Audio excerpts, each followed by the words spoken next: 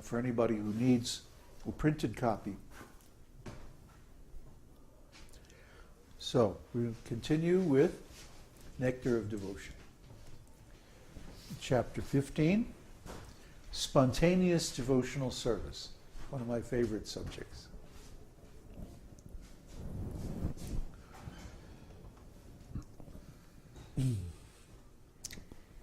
Srila Rupa Goswami is trying here to describe the different achievements of the impersonalists and the personalists.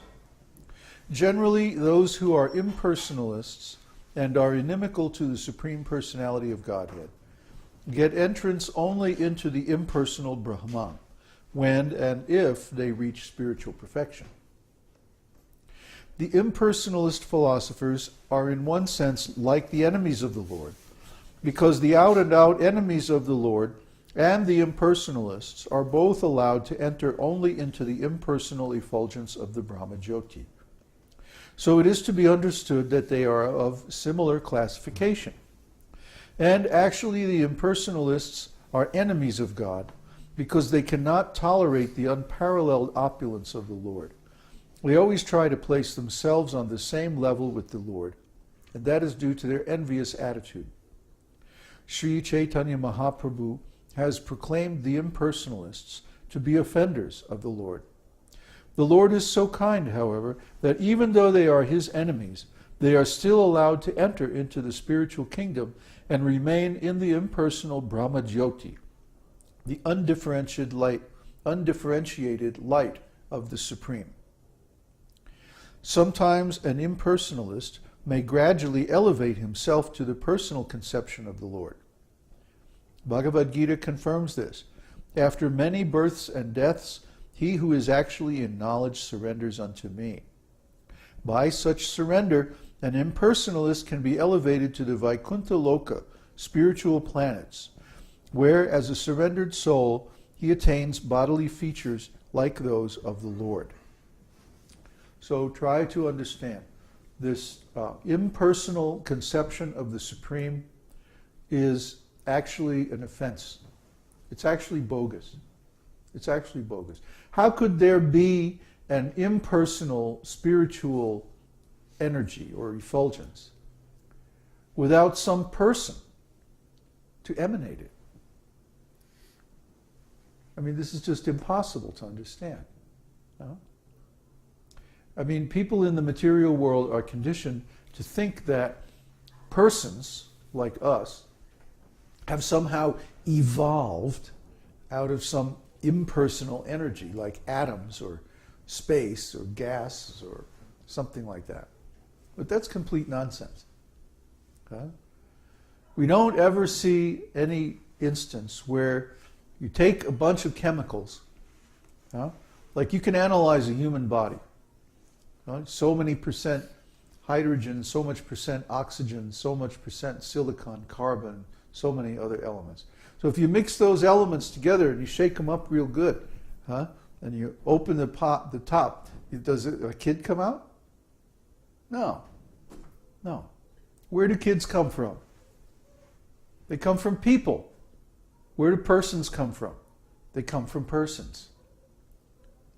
You see?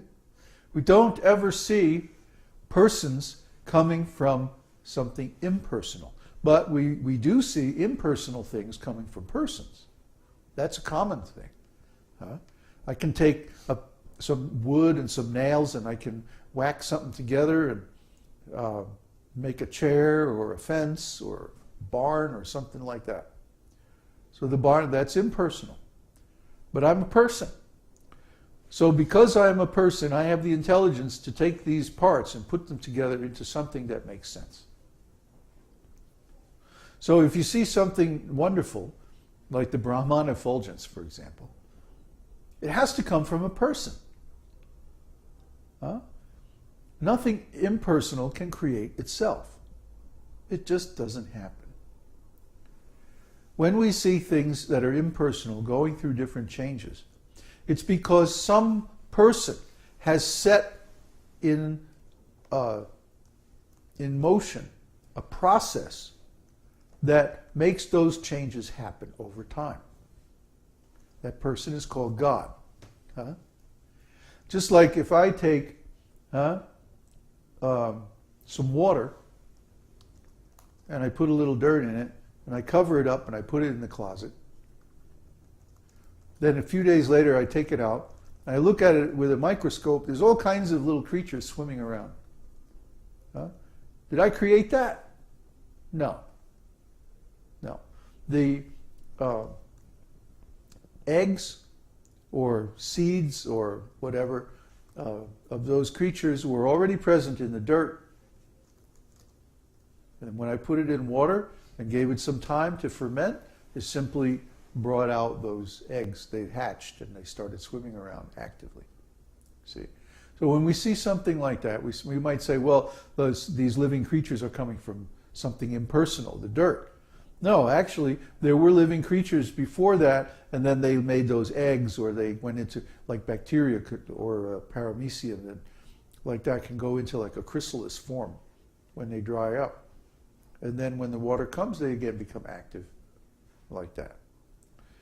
So similarly, when we see the material world going through all these changes over time, it's because God has put this process into motion.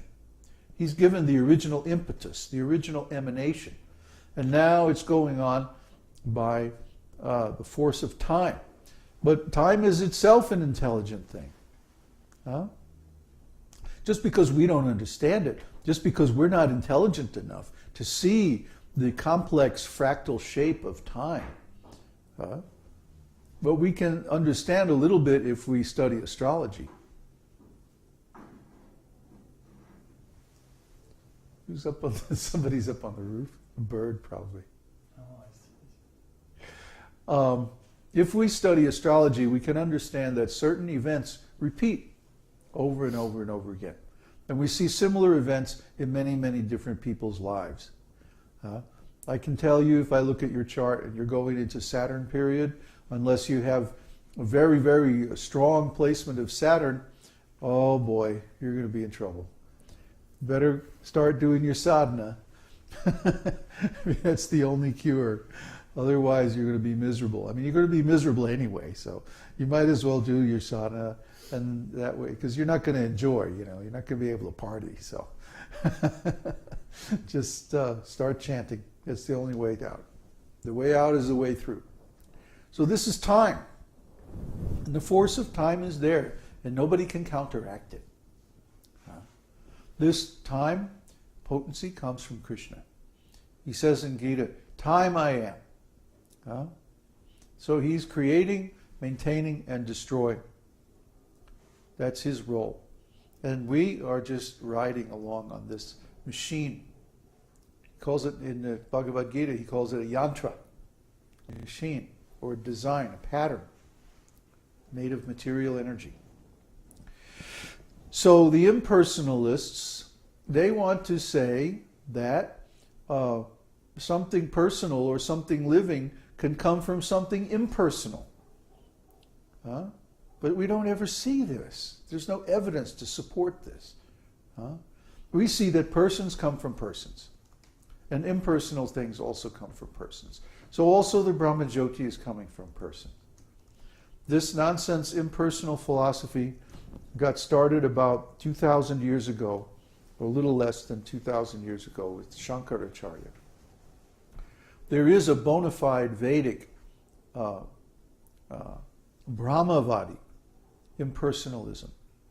But that impersonalism leads to the realization of Paramatma and the personal form of the Lord.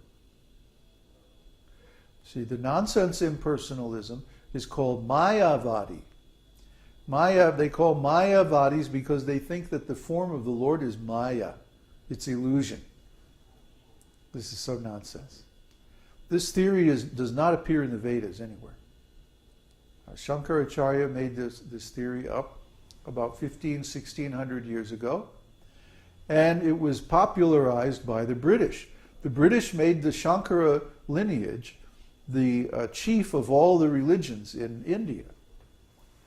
Why did they do that? Because they wanted to weaken and destroy Vedic culture. And they knew that this doctrine is very poisonous. So they made those guys the head of all the administrative heads of all the religions under their government in India. And they called it Hinduism. But there is no such word as Hindu in Vedas. The word Hindu comes from Persian. So it's a foreign word. It's not a Vedic word. It's, and then the final blow was they made the study of this synthetic religion, Hinduism, a requirement for graduation from their universities. So if you wanted to get a good job, you had to study it.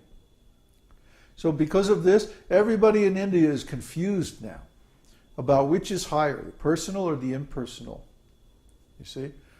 None of them go back and read the actual scriptures. They all rely on second-hand, third-hand, fourth-hand interpretations. They're lazy. They're lazy. They don't bother to learn Sanskrit, or they don't bother to go